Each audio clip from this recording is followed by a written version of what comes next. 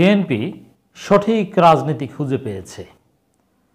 সরকারকে বিএনপির অন্যরকম কঠিন বার্তা। দর্শক, আমরা কথা বলছি 22 জুন 24। বিএনপি টোটালি না হলেও বিএনপির একটা বড় অংশ এবং তারাই নতুন কমিটি পুনর্গঠনের সামনে আসছে। তারেক রহমান তাদেরকে সামনে আনছেন। তারা রাজনীতির সঠিক ধারা খুঁজে পেয়েছেন। কি সেই সঠিক ধারা? ভারতের আধিপত্যবাদের বিরোধিতা। আওয়ামী লীগকে যদি নাকানি চুবানি খাওয়াতে হয়, আওয়ামী লীগকে যদি পরাজিত করতে হয়, তাহলে ভারতের আধিপত্যবাদের বিরোধিতার মাধ্যমেই আওয়ামী লীগকে নাকানি চুবানি খাওয়াতে হবে এবং পারবে।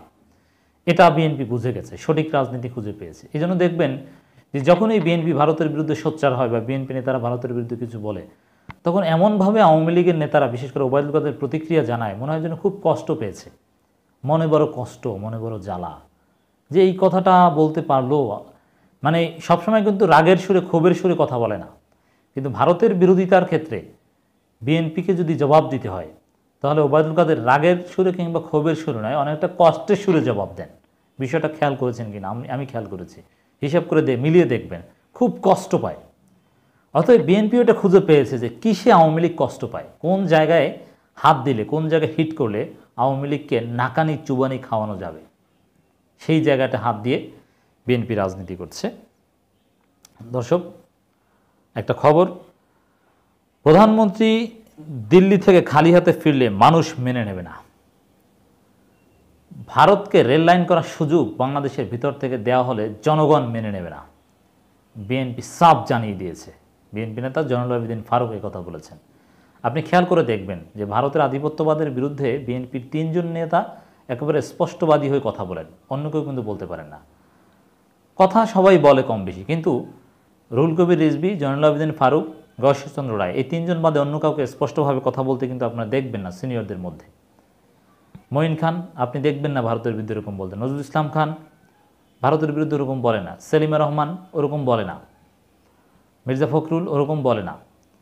ঘুরে ফিরে এই 3 জন, রিজভী, গয়েশ্বর, ফারুক, তারাই বলে। যাই হোক, তারা অ্যাটলিস্ট তারাই আগামী দিনে বিএনপির কাণ্ডারি। তারা সঠিক রাজনীতি খুঁজে পেয়েছে। প্রধানমন্ত্রী দিল্লি থেকে খালি হাতে ফিরলে মানুষ মেনে নেবে না, এর মানে ভারতের বিরুদ্ধে, দিল্লির বিরুদ্ধে, দিল্লি ভারতের আধিপত্যবাদের বিরুদ্ধে এবং আওয়ামী লীগের সেই আধিপত্যবাদ মেনে নেয়ার বিরুদ্ধে চমৎকার চমৎকার বক্তব্য দিয়ে যাচ্ছে রাজপথে। প্রধানমন্ত্রী এবার দিল্লি সফর থেকে খালি হাতে ফিরলে দেশে মানুষ তা মানবে না বলে মন্তব্য করেছেন বিএনপি চেয়ারপারসন উপদেষ্টা জয়নুল আবেদিন ফারুক। ফারুক বলেন, পানির ন্যায্য হিস্যা থেকে বঞ্চিত করা আর সীমান্তে মানুষ মারা ভারতকে বাংলাদেশের মানুষ বন্ধু হিসেবে চায় না। মানে ভারতকে বন্ধু হিসেবে চায় না, ভারতকে ঘাট ধরে সোজা করতে চায়। আর বিএনপির দালাল নেতারা কি বলে ভারত সম্পর্কে? যে প্রতিবেশী তো পরিবর্তন করা যায় না। এই মির্জা ফখরুল, মোদি নতুনভাবে শপথ নেওয়ার পর প্রত্যাশা ব্যক্ত করে যে প্রত্যাশা করি ভারতের নতুন সরকার জনগণের পক্ষে থাকবে। কি এর প্রত্যাশা? ওদেরকে তো বন্ধু হিসেবে চায়, ওদেরকে ঘাট ধরে সোজা করতে হবে, যেরকম মালদ্বীপ সোজা করেছে। এই জয়নুল আবেদিন ফারুকরা কিন্তু সেটাই মনে করেন, তাদের কথা থেকে কিন্তু সেটাই বোঝা যায়। পানির ন্যায্য হিস্যা দেয় না, অথচ এটা দিতে বাধ্য, আন্তর্জাতিক আইন রয়েছে। কিসের? কোনো আইন কারণে তোয়াক্কা করে না, আর সরকার কিছু বলতে পারে না। পাখির মতো আমার দেশের মানুষকে হত্যা করে, কিচ্ছু বলতে পারে না। এখন দিল্লি থেকে তো প্রধানমন্ত্রী খালি হাতে ফিরবেন, এটা আওয়ামী লীগই অলরেডি বলে দিয়েছে। ওবায়দুল কাদের বলেছেন তিস্তা চুক্তি হবে কিনা আমরা জানি না, মানে তিস্তা চুক্তি হচ্ছে না। আর তিস্তা চুক্তি না হলে আর কি এমন দিবে? ভারত দিবে। ভারতের এই সফরের, ভারত ডেকেছে বা সফরটা হচ্ছে মূলত চীনের কাছে, যেহেতু বাংলাদেশ সরকার যাবে, টাকা পয়সা দরকার, তো একটা লিস্ট ধরিয়ে দিবে যে চীনের সাথে এটা করা যাবে, এটা করা যাবে না।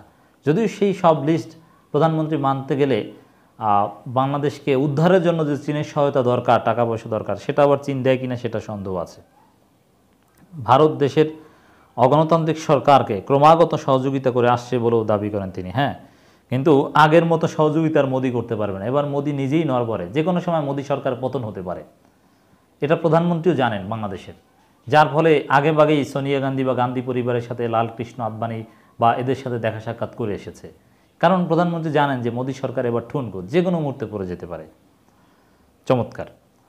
ফারুক বলেন, দেশের মানুষ দিল্লির আগ্রাসন কখনোই মেনে নেবে না। জনগণ ভারতীয় আগ্রাসনের বিরুদ্ধে ন্যায্য পাওনার দাবিতে আন্দোলনের দুর্বার প্রতিরোধ গড়ে তুলবে।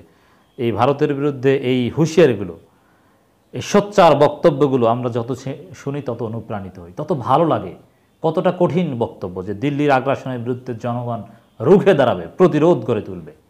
বিএনপি সব নেতাদেরকে এরকম বলতে হবে, তাহলে টোটাল বিএনপি সঠিক রাজনীতির পথে হাঁটবে।